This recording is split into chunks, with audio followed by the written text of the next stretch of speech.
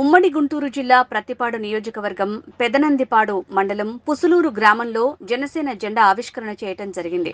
ఈ సందర్భంగా ఉమ్మడి గుంటూరు జిల్లా అధ్యక్షులు గాదె వెంకటేశ్వరరావు గారు మాట్లాడుతూ ఈ 5 ఏళ్లలో ప్రభుత్వం ప్రజలకు చేసిందేమీ లేదని బటన్ నొక్కుతున్నా అని చెప్పి మన డబ్బులు మనకే ఇస్తూ మభ్యపెడుతూ రాక్షస పాలన చేస్తున్నారని దుయ్యబట్టారు. జనసేన అధినేత తెలుగుదేశం పార్టీతో పొత్తు పెట్టుకుని ఎలక్షన్స్ కి వెళ్ళాలి అని అనుకున్నదాన్ని కూడా మీరందరూ కూడా సావధానంగా ఒకసారి ఆలోచించుకోవాలి.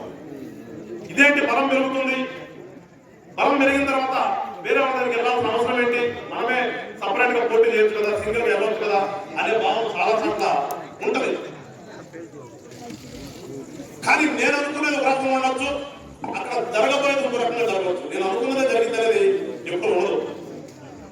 కానీ లీడర్ ఆలోచన ఎప్పుడు కూడా ముందు గమనిస్తూ ఉంటాడు. లీడర్ అనే వ్యక్తి ఎప్పుడు కూడా రేపేం జరగబోతుంది అని ఒక ఆలోచన చేయగలిగితేనే లీడర్ అవుతాడు. ఇవాళ పవన్ కళ్యాణ్ గారు సింగిల్ గా వెళ్ళలేక ఆ పొత్తుకి వెళ్ళలేదు. వాళ్ళు మీరే జిల్లా చెప్పినట్టుగా పోయిన సంవత్సరాన్ని ఇక్కడికి వచ్చాను నేను. వర్షాలు వచ్చి మొత్తం కొట్టుకొని అప్పుడు శనగ పంట వేసినట్టున్నాం. శనగ పంట పెసరాలు ఆ వర్షాలకు మొత్తం పోతే ఒకసారి చూద్దామని వచ్చాం. వచ్చినప్పుడు కూర్చుంటే 4-5 కుర్రాడే వచ్చారు.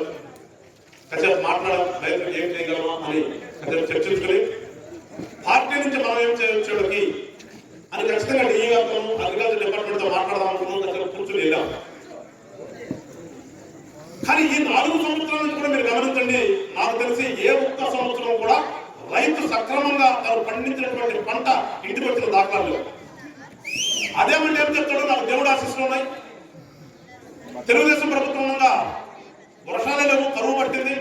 కానీ అన్నొచ్చాడు, అన్నొచ్చిన దగ్గర నుంచి విపరీతంగా వర్షాలు వచ్చాయి. కానీ వర్షాలు ఎక్కువ గురించి కూడా రైతులకు నష్టం జరిగింది. అటు లేకపోయినా నష్టమే, ఎక్కువ నష్టమే రైతులు అనేది. కానీ ప్రభుత్వం యొక్క విధండి ఆ నష్టాన్ని ఏదో రకంగా ఆదుకోవాలి రైతులకి. 100 రూపాయలు నష్టం జరిగితే 100 రూపాయలు ఏ ప్రభుత్వం కూడా ఇవ్వదు. కానీ దాంట్లో 50% అన్న 50 రూపాయలు ఇస్తే ఆ రైతు పెట్టుబడినటువంటి పెట్టుబడి అన్నా ఇస్తే నెక్స్ట్ ఇంకో పంట వేసుకోవడానికి అవకాశం ఉంటుంది. ఈ రైతు నలిగిపోకుండా ఉంటాడు. అది ప్రభుత్వం ఉంటే ఇది ఏ చంద్రబాబు నాయుడు గారి డబ్బులో, జగన్మోహన్ రెడ్డి డబ్బు, అంతమంది రాష్ట్రాల డబ్బు వాళ్ళ ఇంట్లో నుంచి వాళ్ళ సంపాదించాలి. ఎవడు ఈ నొక్కలు నేను నొక్కాను చెప్పుకోవడం ఒకసారి బట్టలు నొక్కాను నేరుగా కానీ అవన్నీ కూడా మన డబ్బులే కదా. మన డబ్బులు మన పంచడం ప్రభుత్వం ఎక్కువ.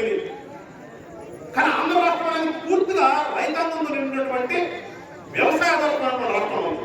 ఇప్పుడు మన ప్రాంతం తీసుకున్నాం, ఈ ప్రాంతంలో అద్దుబాటు నియోజకవర్గంలో ఎక్కువ రైతాంగం ఉండేది.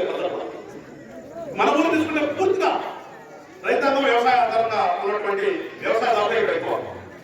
మీకు ఉపయోగపడేది చేస్తే ఆ ప్రభుత్వం యొక్క ఫలాలు మనకు అంతే చెప్తే ఏదో నేను నొక్కేశాను, అమ్మఒడి ఇచ్చాను, లేదా గుమ్మడి ఇచ్చాను అంటే దాని ఉపయోగం అందరం. మనం ఒక ఎకరం పంట సక్రమంగా పడితే 4 సార్లు అమ్మఒడి జగన్మోహన్ రెడ్డికి పోవచ్చు మనమే.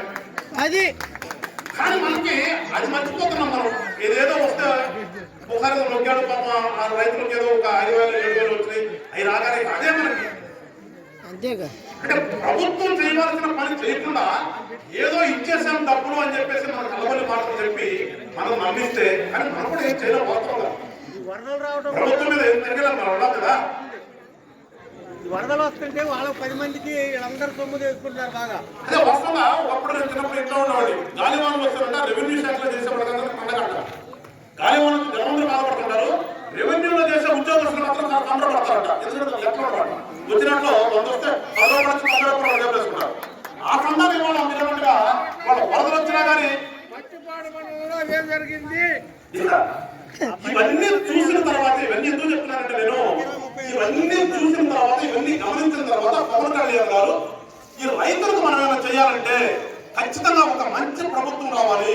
ఆ మంచి ప్రభుత్వం రావాలంటే మీరు అనుకున్నట్టుగా జనసేన బలం పెరిగినా ఒక్కడి నుంచి ఏమి జరుగుతుందో రేపు తెలియదు మనకి.